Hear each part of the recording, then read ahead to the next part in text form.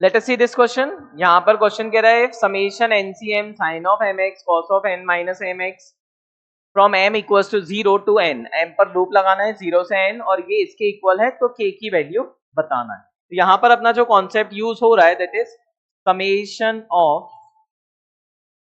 Binomial coefficients, उसी पर based ये क्वेश्चन है। तो इसमें अपन एक काम करते हैं, इस पूरे एक्सप्रेशन को सम को s मान लेते हैं। s हमें दिया है समेशन m इक्वल्स टू 0 से n NCM sine of mx cos of n minus M X, right.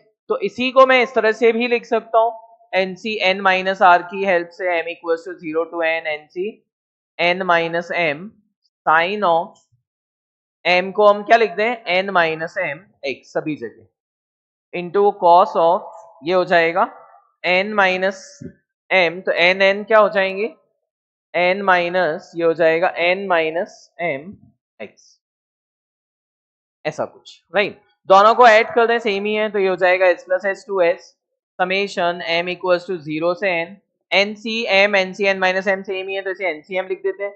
यहां पर जब हम ऐड करेंगे तो ये आएगा sine mx cos n minus M X plus sine n minus M X cos M X. तो ये basically sine a plus B का फॉर्मूला बन गया।